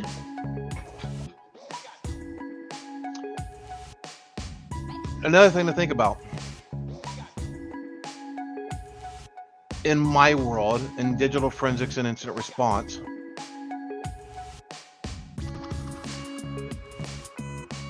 a breach has never happened because people followed policies and procedures.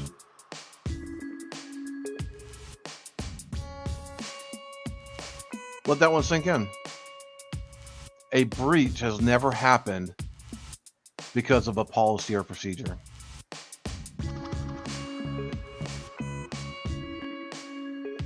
It's because people didn't follow policies and procedures, or there was a lack of policy and procedures around that. People are the biggest weakness in GRC. People are the biggest weakness, full stop.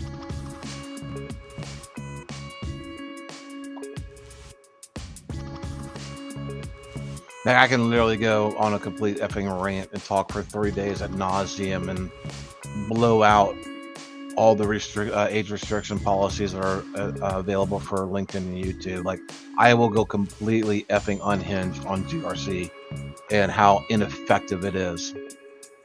Are there companies out there doing GRC good? Sure. I'm sure there are.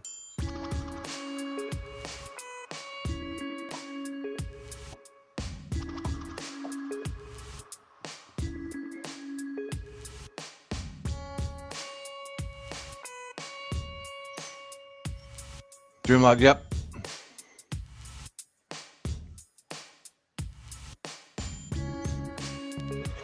That's like, going back to the Biden thing.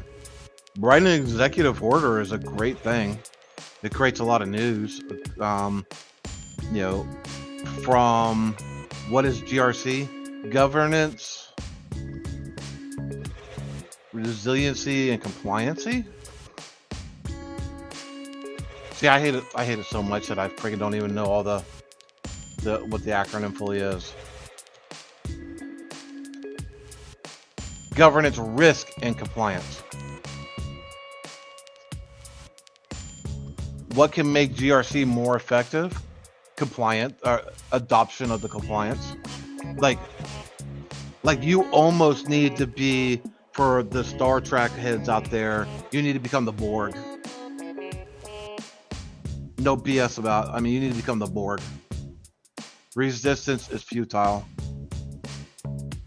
Like, you need to be like almost like one of the founding fathers, like George Washington would be like saying with some of the stuff that we're doing these days. Like the founding fathers would be stacking bodies by now. Like, companies need to be stacking bodies of people being fired. The proverbial, not metaphorically going off and killing people, but you get the point. Like, people not adhering to that is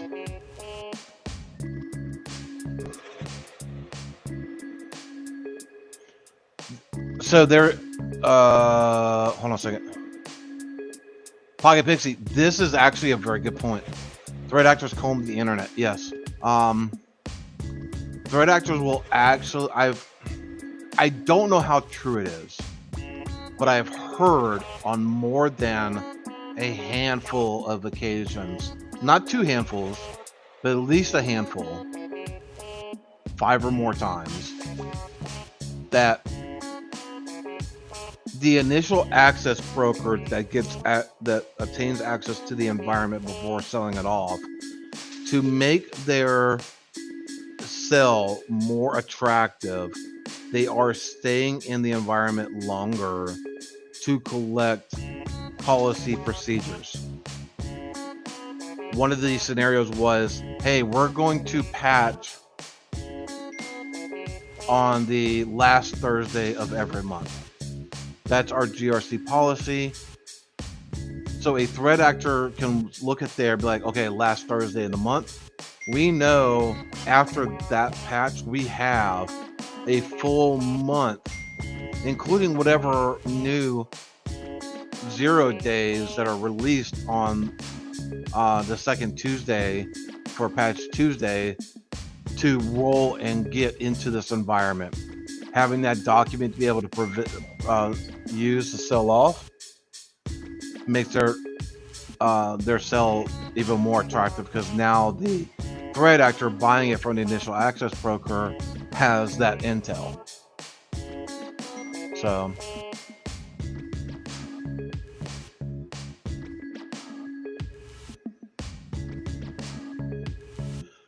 I need a new personal computer. Do you have any system specs you would recommend? Also, if I erase the OS and install Linux, does it matter if the computer was made in China? No. And unfortunately, I don't have any recommendations. I mean,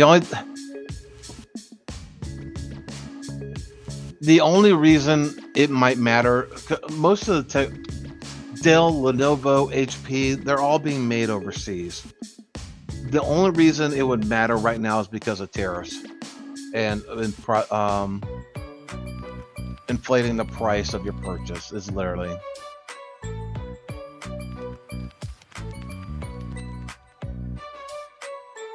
Yeah, so.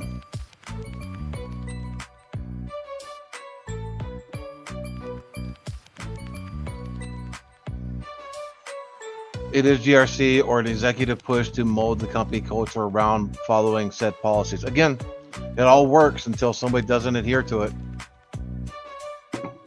Prove me wrong. You know, who's that conservative mouthpiece? And just to be fair, I'm not bashing conservatism at all. I mean, hell, America's running off of it, but there's a conservative, Charlie something. But he's got that sign where the prove me wrong thing on the front of it. Like, I need one with me there saying that.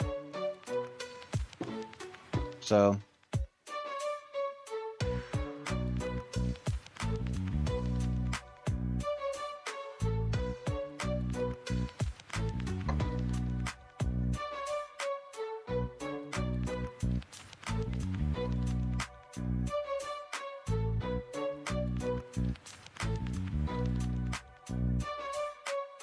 Stay away from Intel cards. They're not good. Intel cards are probably one of the at least in my experience, one of the most reliable NIC cards out there. So besides the non-compliance fight with GRC, what about getting into ethical hacking for ICS OT or satellites within the space economy? Of course, having all fundamental knowledge first.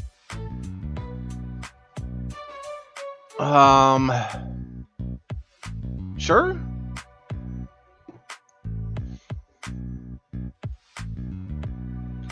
Hacking the ICS. So the problem I see with doing ethical hacking on ICS and satellites is those are mission critical environments.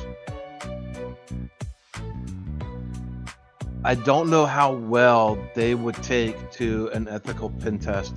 Like, you're not going to see your local municipality on HackerOne or BugCrowd saying, yeah, please come pen test our waterworks system or something, right? Yeah, AMD and NVIDIA is the best graphic, yeah.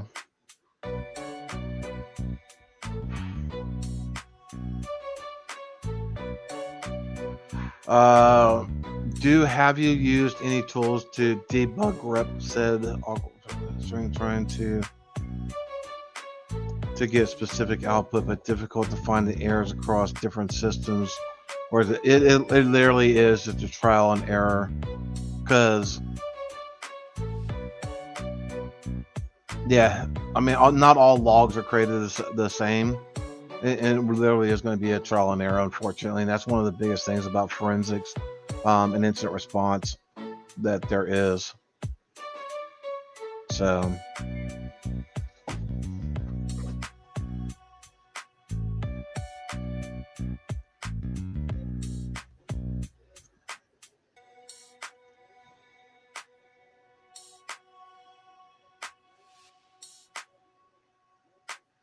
I'm just checking a couple of things over here.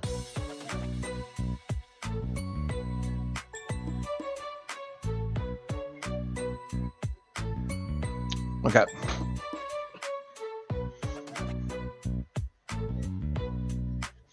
Yeah, no worries, Christopher. Like I said, I would have some conversations with folks and find out if that's even something that could be done. You know, you may want to thinking about this. The ethical hacking. One thing you may want to do, and this is going to get very expensive unless you find a cheap resource for this, but being able to go like to eBay or something like that and getting a lot of the PLC controllers and stuff like that and finding exploits.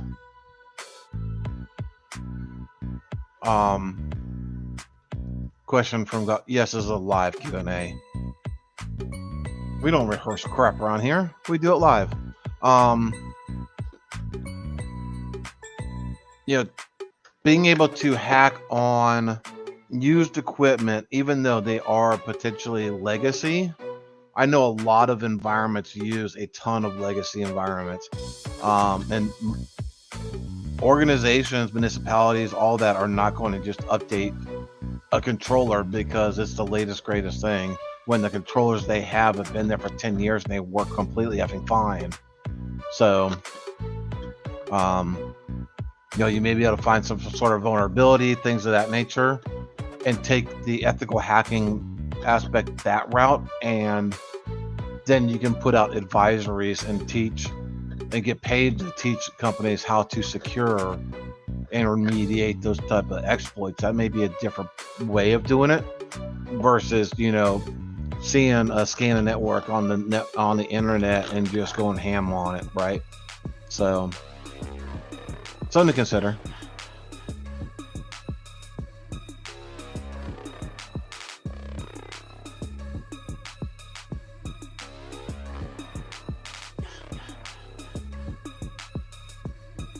Not to mention some systems can't be updated once launched. I mean, the probability, it's probably good to know that but sometimes, especially in the space tech, there's nothing they can do to remediate.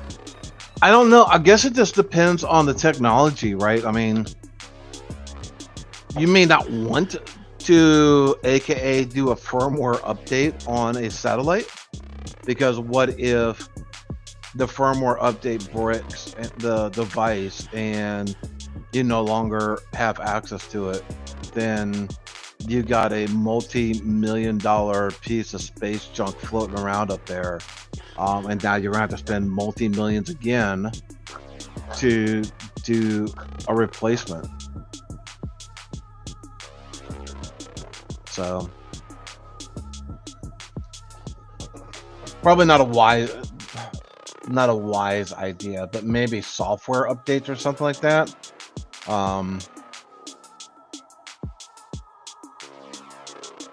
It'll be hard to push that, now that I'm thinking about it, to upload a software update package to a satellite as it's going across multiple base stations. Yeah. I can see that being a major problem.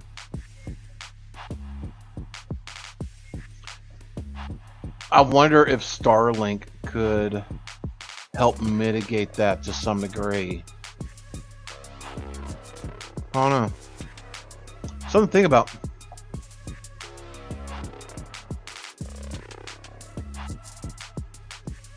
All right, ladies and gentlemen, questions have definitely calmed down.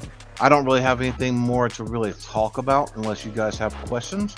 And we are reaching up that top of the hour. I want to thank everybody for tuning in to this live jaw-jacking session. It's great to be back with everybody, one and all. So I don't think DJ BSEC is back in the chair on Thursdays. I haven't really been keeping up with him lately, but if not, I will see y'all Thursday. And until next time, y'all stay curious, my friends. Be good to one another. Take care. There once was a kid whose passwords laid across all sites. They were the same, a criminal, then found their fame by taking that data to go. Soon may a criminal come to steal your pictures and data and run. One day when the crime is done, they'll steal your...